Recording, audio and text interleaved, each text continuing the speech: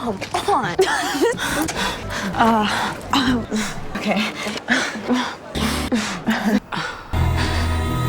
So I didn't read the books.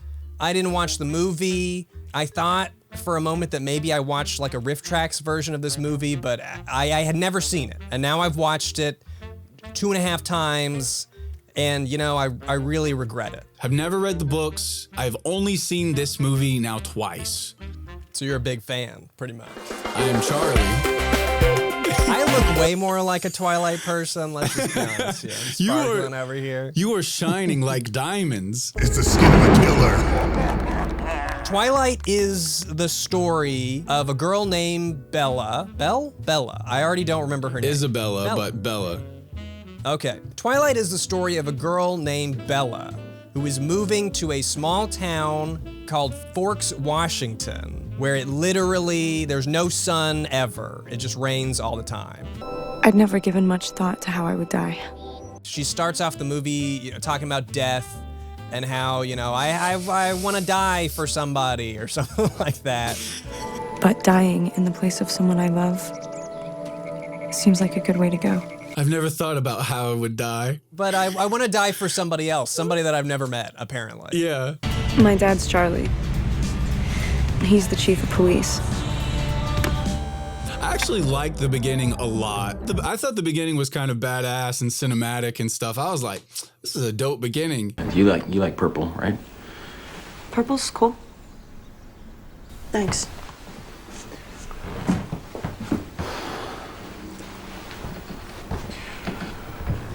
Okay. And I was like, oh, snap. I'm like, this is dope. Okay. See, I took a bunch of notes while I was watching, and I didn't write my first note until 12.5 minutes in, and that note is butt crack Santa. Yeah, you remember me? I played Santa one year. Yeah, Waylon, she hasn't had a Christmas here since she was 4. Butt crack Santa? She's like, I don't remember. She calls somebody butt crack Santa. Oh, yeah. And that was the most exciting thing that had happened in the first 15 minutes. Remember me, Bella? I was Santa. I'm butt crack Santa. She was 4. She was 4 years old. How's she supposed to remember that? Hey, kids love those little bottles, though. All right. The opening is just her, it's moving to a new town. She's reacquainting with some people that she used to know, because I guess she used to live here. She visited her dad, I think, on holidays. So that's why people kind of know her, but she's now here to stay, I think, more on a permanent basis. Hi, I'm Jacob. Yeah. We used to make mud pies when we were little. Right. No, I remember. Well, she's just getting used to high school. She's just fitting in. She fits in instantly. Yeah. How? They, love her. Anything you need? Tour guide, lunch date, shoulder to cry on? I'm really kind of the more suffer in silence type. Does she get bullied or anything? I'm trying to think of if anyone is... Nice ride. Thanks. I guess the only person that bullies her is Edward. You don't know anything. Hi.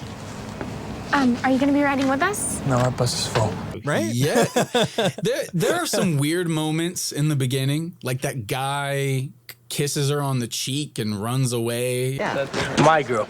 Sorry, I had to mess up the game, Mike. That's not bullying. That's just flirting. That's considered flirting. I guess. In 2005. 2008. Yeah, in 2008, that was flirting. My girl. She gets friends instantly, and all the guys are just fawning over her. It's like first grade all over again. You're the shiny new toy. Smile. Okay.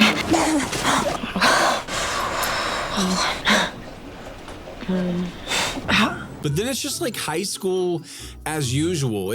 Everybody's talking about the prom, who's gonna take who, are we gonna go shopping?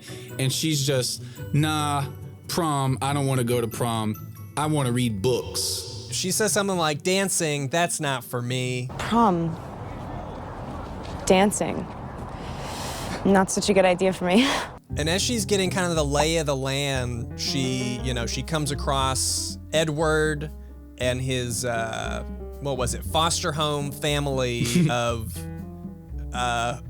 people that are all foster siblings that are all banging, basically. They're, Dr. and Mrs. Collins' foster kids. They kind of keep to themselves. Yeah, because they're all together. Like, together. She's like, those are those foster family. They all fuck each other. You know, everybody knows this. I'm not even sure that's legal. Jess, they're not actually related. Yeah, but they live together. It's weird. It's weird. They live together. They're not related though.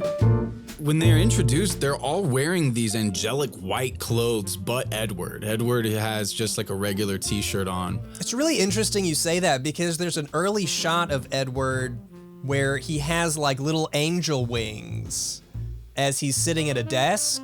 Dude, and I what? thought that was a really weird shot choice, but maybe it's intentional. It's during the scene where she stinks. She walks into the classroom and Edward's like, this stinky bitch.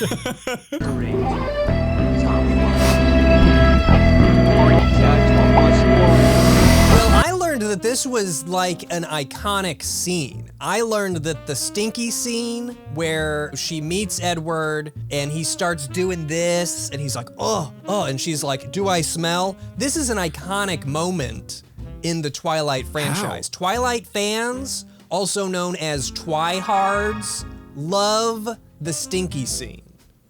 Why? It's because nothing else happens in this movie. It's one of the 3 scenes where something happens in the movie. I'm afraid you'll have to stay in biology. All right. Just have to endure it. So he's, you know, she's stinky. He's trying to change classes to get away from her. And then she heads out to the parking lot and almost gets run over by a van doing like 70 into the school parking lot. School parking lot.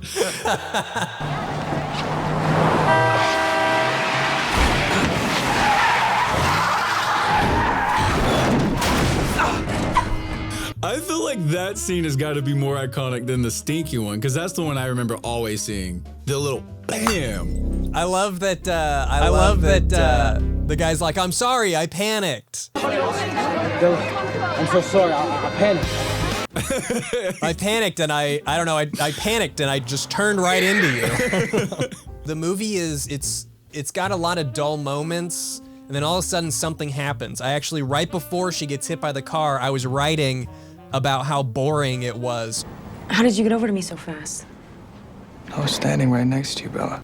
Bella wants answers. She's like, hey, how did you save me? And Edward just, you know, like aggressively gaslights her. No. You were next to your car. No, I wasn't. Yes, you were.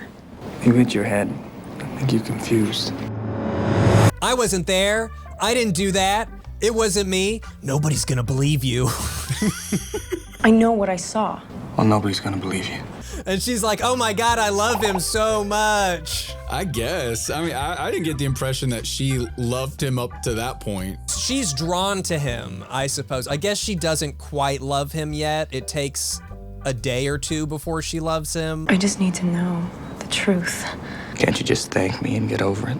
We gotta note that Edward is also a stalker. One of the biggest moments in their, you know, budding relationship is when she walks home alone at night and is harassed by a bunch of men. Mm-hmm. Oh, where are you going? Where are you going? Where are you going? Hang out with us. Where are you going? Where are you going? And then out of nowhere, here comes Edward in his car to save the day.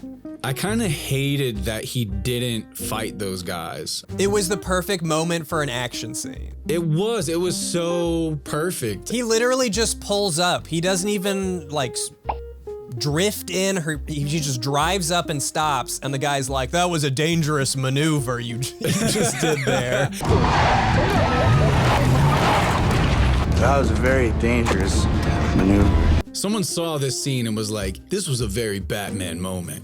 Maybe he should be Batman. Batman would have at least punched one person. Yeah, he absolutely. would have whooped all those guys, all of them. And then he would have hopped in the car with no one and then driven away. No, Edward just parks his car. I guess the guys give up. And then as they're driving away, he's like, I literally can't contain my anger. I need you to distract me from my rage. Can you talk about something else? Distract me so I won't turn around.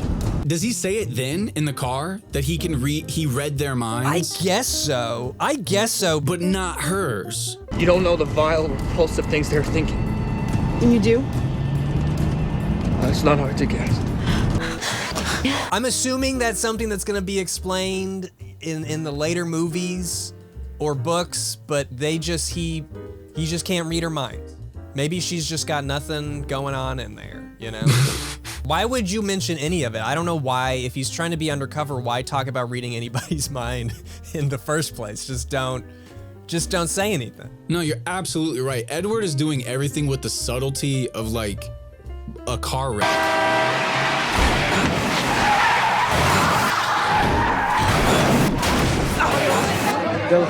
I'm so sorry. At some point, about half of the way through the movie, Bella finally accuses Edward of being a vampire. She gets clues from her friend that's from a tribe of people that descended from wolves. Jacob. Like wolves? Yeah. Like real wolves? Well, that's the legend of our tribe. Yeah, Jacob. She gets some help from Jacob, gets some clues about werewolves, and that leads her on a Google quest. And she eventually figures it out that, oh hey, he's a vampire. Yeah.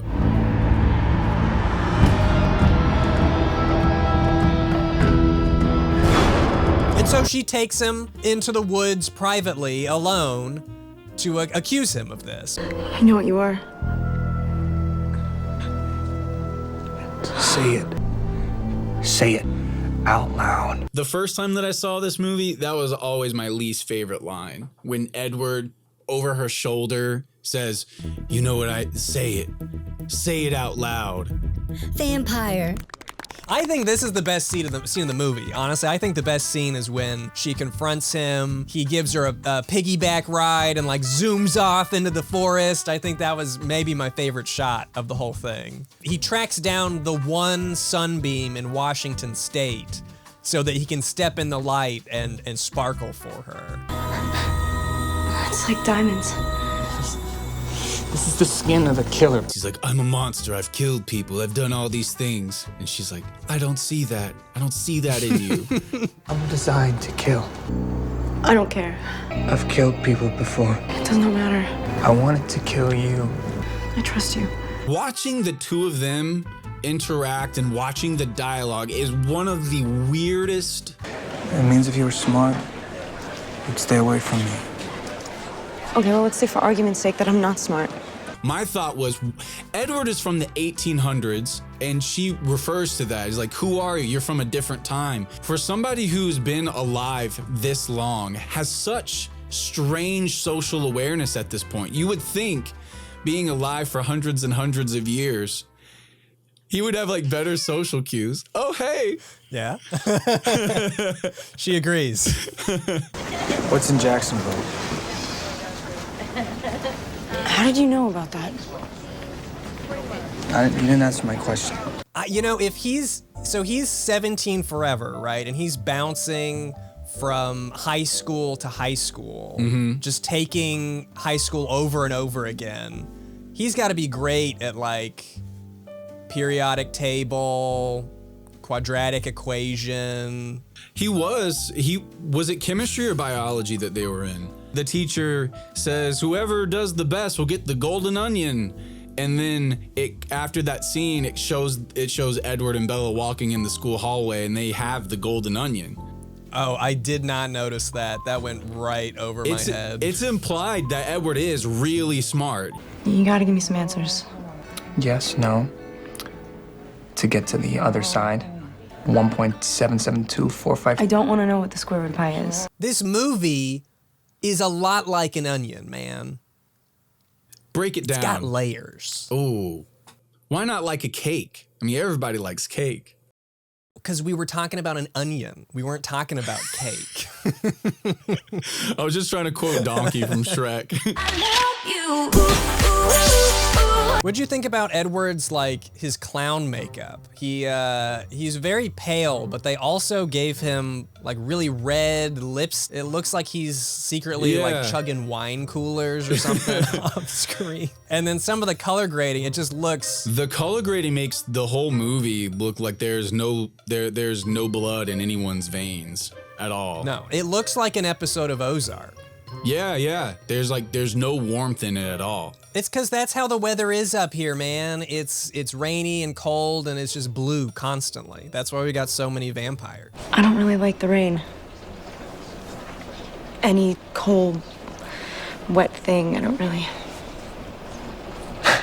Pacific Northwest, it's the vampire capital of the country. Oh! My family, we're different from others of our kind. We only hunt animals. So the Cullen family, they do not eat humans. They only drink animal blood, which reminded me of another movie that I think you might remember called The Little Vampire. Yes! This movie is about a couple of 5-year-olds. The vampires were back. I dreamt it every night since I've been here. This little kid here, he finds a family of vampires that don't eat humans. They just drink animal blood. And so the entire time I'm just thinking, this is a lot like Little Vampire meets You. Because in Little Vampire, don't they suck the blood from cattle and cows? But they they don't kill them though. No, they become vampire cows. That was like a big selling point of the movie. Oh, okay, yeah. We want to become humans, not eat them for dinner. And I could tell just by watching this trailer, a lot more happens in this movie than in Twilight. I'm the world's most dangerous predator. Yeah, okay, so he's shimmering in the sun, he's the world's most dangerous predator, and she doesn't care. She says that she's, what, irrevocably, indescribably in love, something like that. I was unconditionally and irrevocably in love with him. And they've known each other for like 3 days-ish at this point? It was fast. I didn't even really get the impression from watching the movie that Bella was in love with Edward more than she was just like, what's just going on with you type of thing. I'm sorry, I'm just trying to figure you out. It's very difficult for me to read. Hey, did you get contacts? And I get, like, for this first movie, if they're just drawn to each other because he's different because he's a vampire, she's different because she's got no thoughts and she smells good. So them being drawn together, I buy that, sure, but can't be separated. I'm in love. The opening line is about how she basically wants to die for him. It's a lot. Your scent, it's like a drug to me. You're like my own personal brand of heroin. Is this how every young woman hopes to be pursued by someone who is dangerous and mysterious but can still protect them from harm? Every woman just wants to lay in a field with their sparkly, forever 17-year-old boy. That's Twilight. So the lion fell in love with the lamb. They're digging each other, and he decides to take her to meet his family, which is a family of vampires. Which is a big deal. It's a big deal, but also, how do they let this happen? How do you let someone just bring a human in? They're just kind of like, this is dangerous, right? It's fine. It'll be fine. Get away from that. Here comes the human. That's another thing. Vampires in this world sparkle in the sun. They got super speed. They glide around and can climb, kind of like Knuckles. But they also all have a unique trait. Edward's is that he can read everyone's mind. Money, sex, money, sex, cat, sex. There's the girl that can tell the future through drawing. And they literally, through every line that she said, they made sure you never forgot that she can tell the future. Alice, what do you... It's okay. Bella and I are gonna be great friends. I get it, Alice. I get it. You can tell the future. We gotta go. Green is what? Good, let's go. Oh yeah, we can't forget about the fact that we gotta talk about Charlie the dad, and that throughout the whole movie, there are bad vampires that are killing people. Right. He's trying to find out what, they keep calling them animal attacks. Security guard at the Grisham Mill got killed by some kind of animal. Yeah, we found a bare human footprint. Right. There's a murder mystery. It's kind of like got a bit of a mystery element, but it's so in the background that I totally forgot about it. Yeah. Let's not play with our food. People are dying. Cause Charlie's best friend dies early on in the movie, and well, yeah, cause they go to the hospital. Which one is Charlie? Charlie. Oh, the dad. Okay. Well, I know him as the dad. I know him as Bella's dad. I don't know him as Charlie. You know your dad's first name, or is he just dad? Well, we know that danger is lurking. Danger is lurking throughout this, and it finally, comes to a head at the vampire baseball game. The vampire baseball game set to the score of Muse. The baseball's only there to be like, wow, look at my nice, strong vampire man and how great he plays baseball. Cool concept. I wish there was more of that, but I know that's not what the story is about. If Twilight was a story about a vampire baseball league, I would watch that. I mean, I watched this, but I would enjoy that. It's the perfect setup because the vampires are playing baseball. Yeah. And then these other outside meandering vampires come in and they're like, I believe this belongs to you.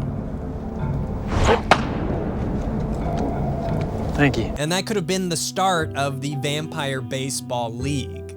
Yes. Unfortunately, all that happens is they smell Bella. You brought a snack.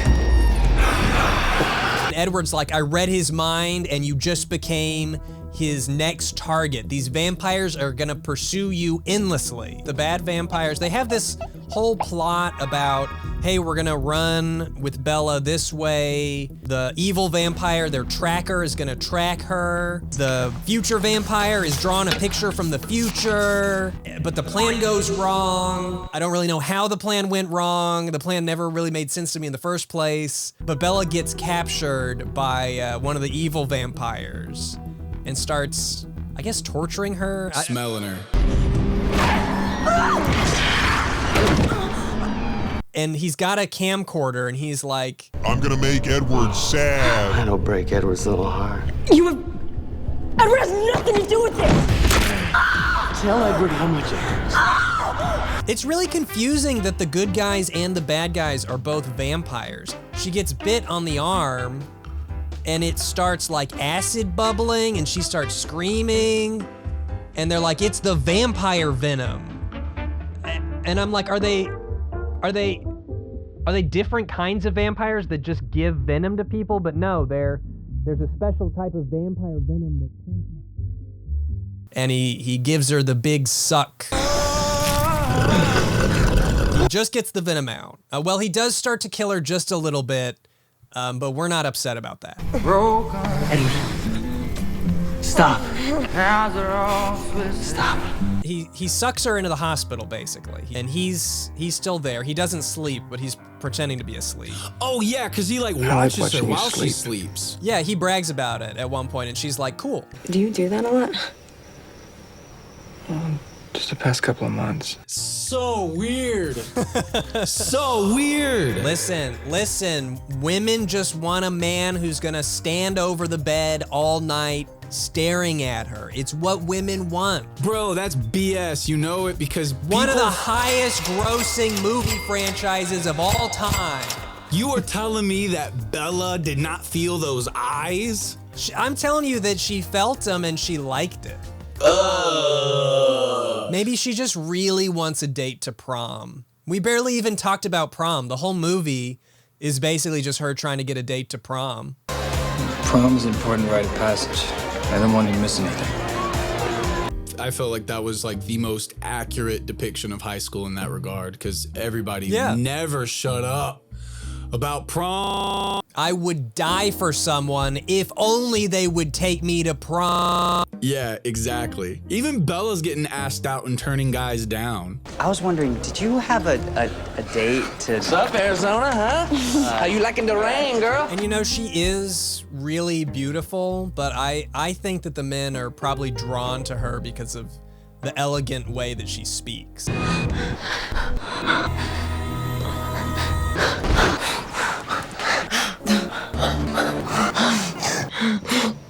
Oh, yeah.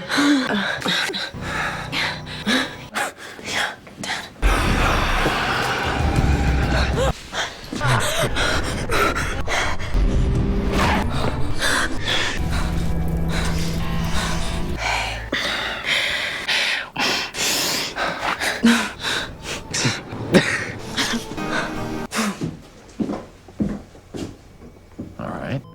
How? I don't even know what you're saying. How?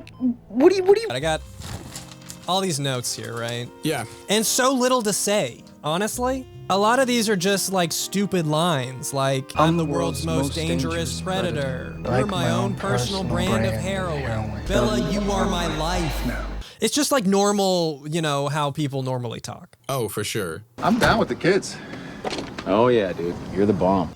I wish there was more early 2000s lingo or something. I'm trying to think of any time I heard slang. Hey, Mikey, you met my homegirl Bella. Oh, you're homegirl. What is early 2000s lingo? I don't even know. What did we say back then? Whoa, chillax. The one kid says, playa's gotta play or something like that. I felt like that seemed time appropriate. Dude. Why you shutting down my game? Let a playa play. You know, the movie just kind of ends. I'm sitting here thinking, does the movie just end? And it kind of does. They're at prom, hanging out.